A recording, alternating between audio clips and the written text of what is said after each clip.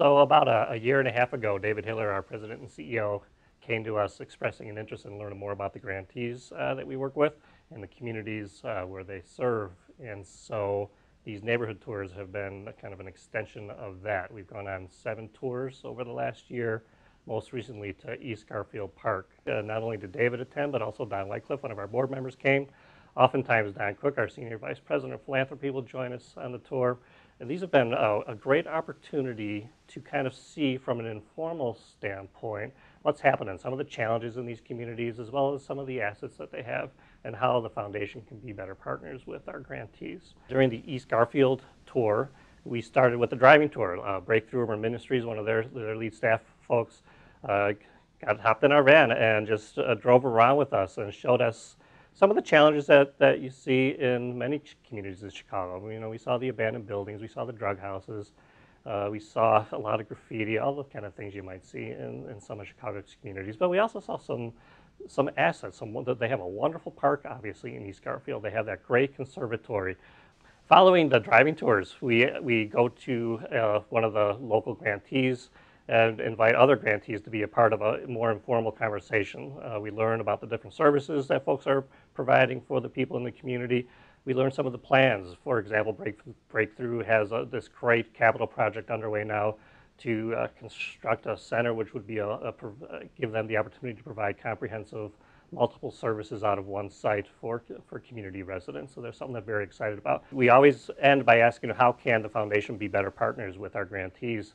And we hear a lot about the need for funders to convene folks in the communities so that they can share best practices with each other.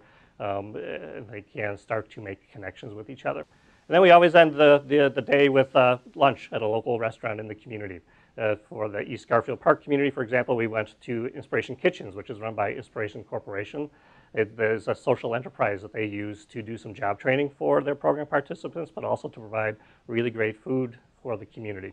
These tours have been a wonderful demonstration of the commitment that the leadership of our foundation has to better understand the work that we're doing.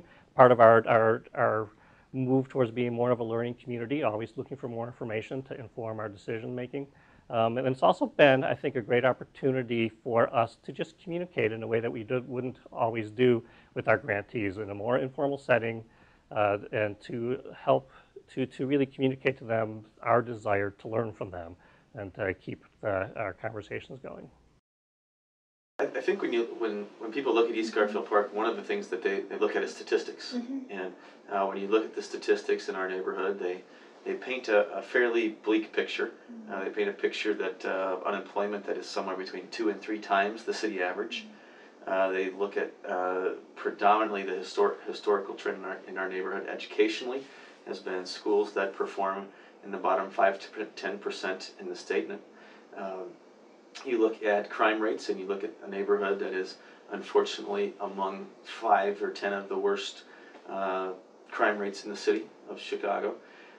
And you look at those, and you're like, man, it's like this must be a place that's devoid of hope. But you also have to, once you're here and you kind of like are in the neighborhood, either as an employee or a resident or someone who cares about East Garfield, you find very quickly that there's a glimmer of hope as well. That there are success stories. While those statistics do paint the norm, there are success stories within that normal that we at Breakthrough are really trying to highlight those success stories and to draw those folks together. Resources are limited, and I think for nonprofit organizations who have especially felt, the crunch during our current sort of downsizing of everything, we would love to be able to have opportunities to do lots of things that we currently can't do. And some of those things are to offer training that really is necessary, not only to improve the quality of services that we provide, but it's necessary to be able to meet some funding requirements. And so it would be great if foundations would be willing to come alongside of us and to help partner in providing some of that training. I think we always enjoy being with each other so that we're able to share best practices. I think most of us have learned that there are some things that we do well, but there are things that we don't do so well, or things that we need help with, and together as a community we're able to better address those concerns. I think the other thing is that sometimes funders are niched focused, so they fund a particular issue like education or homelessness, and I think that's important. There are some other funders who focus on a geographic area, and they try to fund anything inside that area.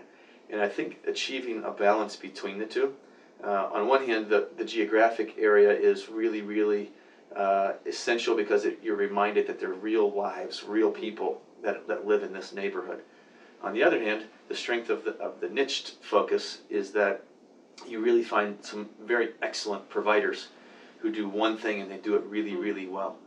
And so I think from a funding perspective, the more that funders can promote both of those together, where you can find folks who are on the ground doing the work on a social perspective and partner them with expert providers from different niches that are needed in that community, that would be a big, big deal and a big win for the nonprofit sector in communities like East Garfield Park.